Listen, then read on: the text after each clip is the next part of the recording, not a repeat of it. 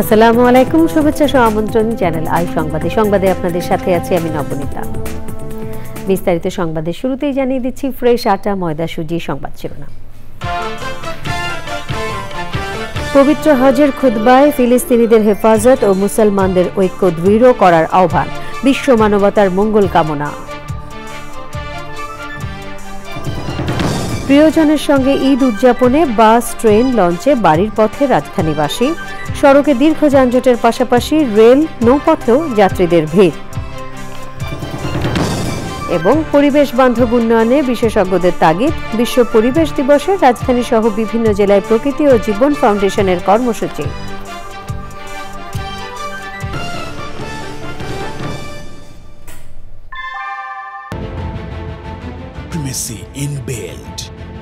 German technology, Bangladesh's first thermix rod, Salam Steel Thermax. সংবাদ শিরোনামগুলো জানাচ্ছিলাম। এখনকার সংবাদ আয়োজন একই সঙ্গে চ্যানেল আইয়ের ইউটিউব চ্যানেলে এবং চ্যানেল আইয়ের ওটিটি প্ল্যাটফর্ম আই স্ক্রিনে লাইভ স্ট্রিমিং হচ্ছে। যাচ্ছে পুরো সংবাদে। পবিত্র হজের মূল আনুষ্ঠানিকতা এখন শেষ পর্যায়ে। লব্বাইক আল্লাহুম্মা লব্বাইক ধ্বনিতে লাখ লাখ হাজি পবিত্র আরাফাত ময়দান থেকে মুজদালিফার উদ্দেশ্যে রওনা হয়েছেন। পবিত্র হজের খুতবায় ফিলিস্তিনিদের হেফাজত করতে আল্লাহর কাছে দোয়া চেয়ে মুসলমানদের ঐক্যের বন্ধন দৃঢ় করার আহ্বান জানিয়েছেন আরাফাতের ময়দানের খতিব। আল্লাহ এবং রসুলের প্রতি আনুগত্য রেখে ইসলামের 5 স্তম্ভকে সমান গুরুত্ব দেওয়ার আহ্বান জানান তিনি। যার যার মোনাজাতে নিজের পরিবার এবং বিশ্ব মানবতার মঙ্গল কামনা করেন সমবেত হাজিরা। চকর মালিথা জানাচ্ছেন। আরাফাতের পবিত্র মাটিতে এভাবেই দিনভর নিজের উপস্থিতি জানান দিয়েছেন পৃথিবীর বিভিন্ন প্রান্ত থেকে আসা লাখো মুসল্লি।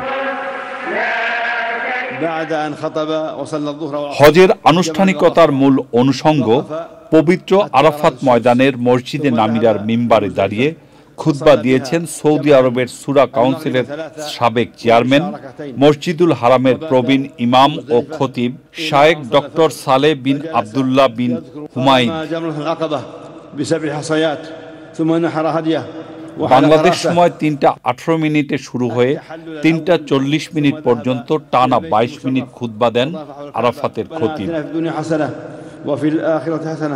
ইসলামের 5 স্তম্ভকে সমানভাবে গুরুত্ব দিয়ে বাস্তব জীবনে তার প্রতিফলন ঘটানোর আহ্বান জানান তিনি।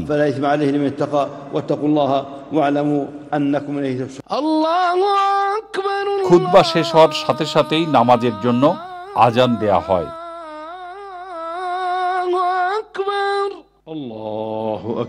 আরাফাতের বিশাল প্রান্তরে সব হাজি একসঙ্গে জোহর এবং আসরের নামাজ আদায় করেন।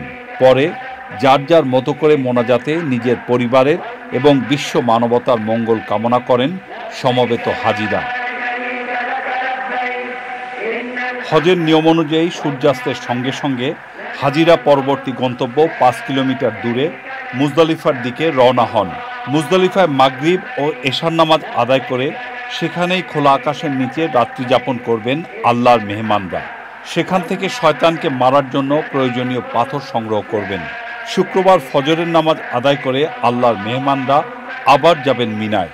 মিনায় 3 দিন অবস্থান করে শয়তানকে লক্ষ্য করে পাথর মারবেন হাজিরা। চকর মালিথা, চ্যানেল আই।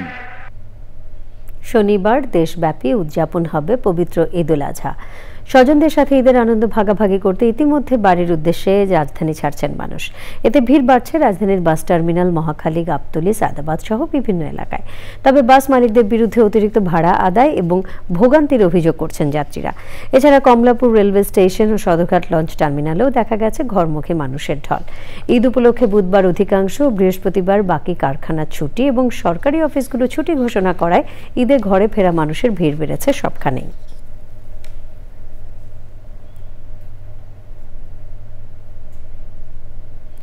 দেশব্যাপী সচেতনতা বৃদ্ধিতে বিশ্ব পরিবেশ দিবসে রাজধানী সহ দেশের বিভিন্ন জেলায় কর্মসূচি করেছে প্রকৃতি ও জীবন ফাউন্ডেশন সহ পরিবেশের উন্নয়নে কাজ করা সংগঠনগুলো।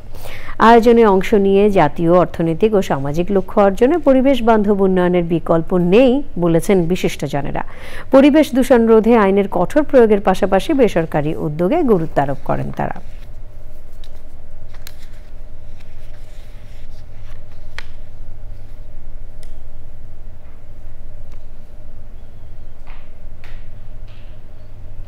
বিশ্ব পরিবেশ দিবস উপলক্ষে বিশেষ আয়োজন দেখবেন আজ রাত 10:15 প্রকৃতি ও জীবন অনুষ্ঠানে। এবারে কনকা ফ্রিজ কোরবানির হাটের খবর।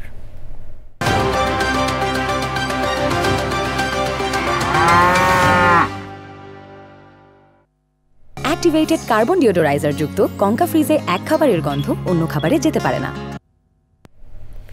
রাজধানীর কোরবানির পশুর হাটগুলো পুরোপুরি জমে উঠেছে। বেশিরভাগ ক্রেতা বলছেন পশুর দাম সহনীয় পর্যায়ে আছে, ব্যাপারীরা বলছেন পশু বিক্রি ভালো হচ্ছে। হাট পরিদর্শন করে স্বরাষ্ট্র উপদেষ্টা জানিয়েছেন দুর্নীতির টাকা না থাকায় মানুষ বড় গরু কিনতে পারছেন না।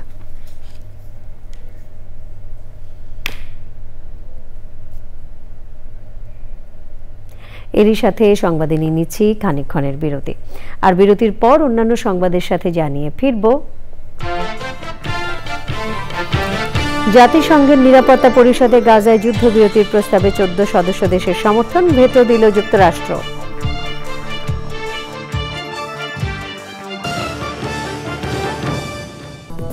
বিরতির পর আমন্ত্রণ আরো একবার।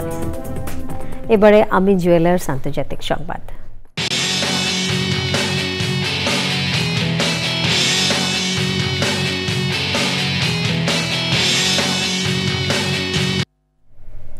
গাজা উপত্যকায় যুদ্ধবিরতির বিষয়ে জাতিসংঘ নিরাপত্তা পরিষদে তোলা প্রস্তাবে ভেটো দিয়েছে যুক্তরাষ্ট্র।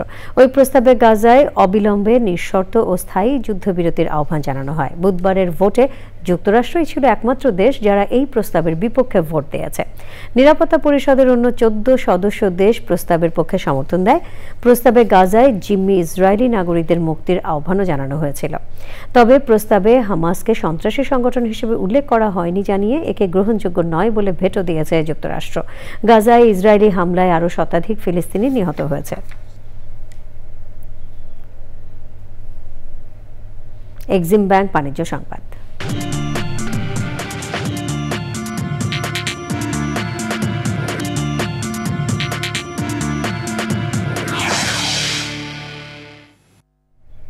ঢাকা স্টক এক্সচেঞ্জে সপ্তাহের শেষ কার্যদিবসে লেনদেনে ঊর্ধ্বমুখী প্রবণতা দেখা গেছে। আগের কার্যদিবসের চেয়ে ডিএসইএক্স সূচক 44 পয়েন্ট বেড়ে 4709 পয়েন্টে দাঁড়িয়েছে। বেড়েছে বেশিরভাগ কোম্পানির শেয়ারের দাম। হাত বদল হয়েছে 396টি কোম্পানির 224 কোটি 49 লাখ টাকার শেয়ার ও মিউচুয়াল ফান্ড, যা আগের কার্যদিবসের চেয়ে 4 কোটি 56 লাখ টাকা কম। এর মধ্যে দাম বেড়েছে 277টির, কমেছে 55টির। অপরিবর্তিত রয়েছে 64টি কোম্পানির শেয়ারের দাম।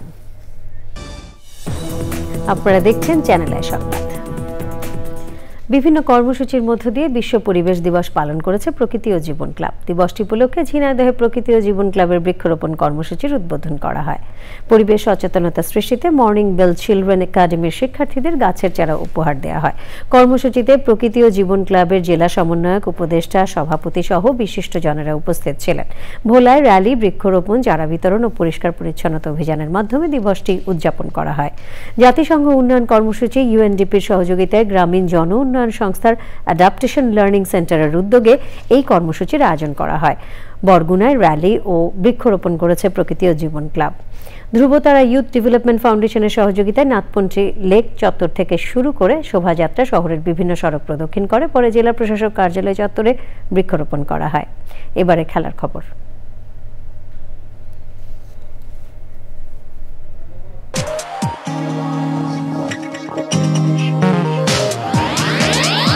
আটা, ময়দা, সুজি। সংবাদ শিরোনামগুলো জানিয়ে দিচ্ছে আরও একবার। পবিত্র হজের খুতবায় ফিলিস্তিনিদের হেফাজত ও মুসলমানদের ঐক্য দৃঢ় করার আহ্বান, বিশ্ব মানবতার মঙ্গল কামনা। প্রিয়জনের সঙ্গে ঈদ উদযাপনে বাস, ট্রেন, লঞ্চে বাড়ির পথে রাজধানীবাসী। সড়কে দীর্ঘ যানজটের পাশাপাশি রেল, নৌপথেও যাত্রীদের ভিড়। এবং পরিবেশ বান্ধব উন্নয়নে বিশেষজ্ঞদের তাগিদ। বিশ্ব পরিবেশ দিবসে রাজধানী সহ বিভিন্ন জেলায় প্রকৃতি ও জীবন ফাউন্ডেশনের কর্মসূচি।